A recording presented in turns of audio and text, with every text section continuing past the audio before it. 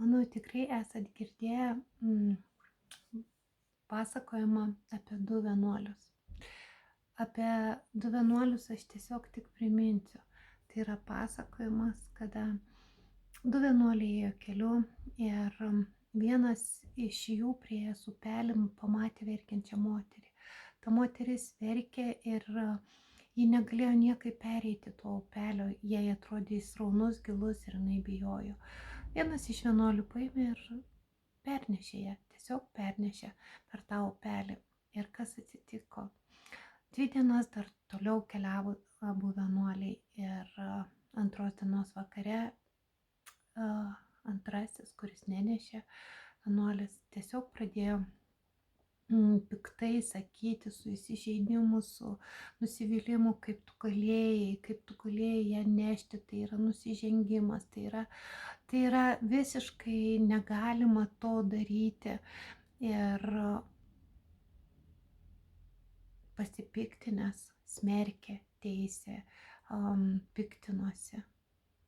O tas, kuris nešė, labai paprastai pasakė: aš ją nešiau nedaugiau 5 minučių, o tu neši 2 paras. Tu ją prisimeni 2 paras. Tu neši savyje pyktį, nepasitenkinimą apie ją, apie mano poelgį 2 paras. Tai štai, kodėl apie tai šiandieną kalbu.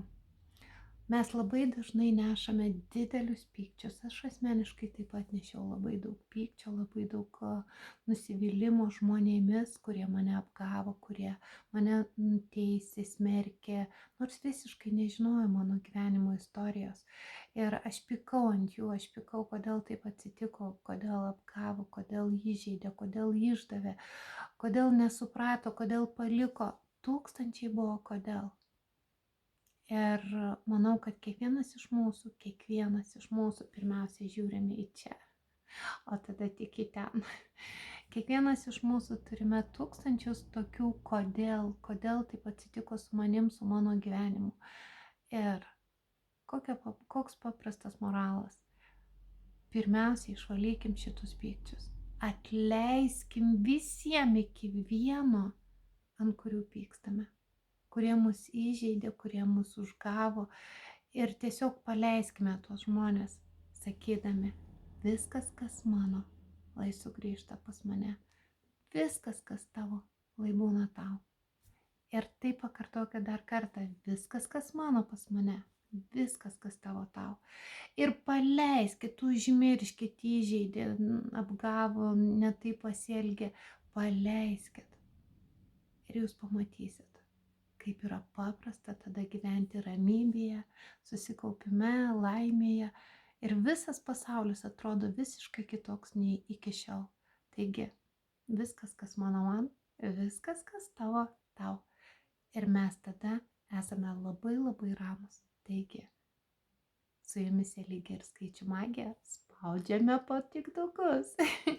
Taip, YouTube kanalas parodys daugiau žmonių ir jie pamatys, galbūt kažkam šiandieną būtent šito priminimo reikia, paprasto priminimo, kurį tikrai šitą tiesą visi senai žinome, bet kaipgi sunku paleisti įsiskaudinimą, kad jis mane išdavė, ar ten jis taip ne taip pasielgė, kaip aš norėjau. O vis dėlto būtina.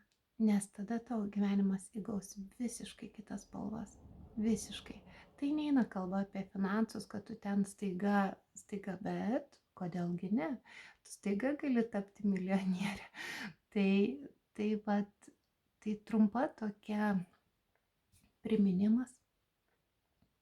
Ir su jumis Elygia ir skaičių magija.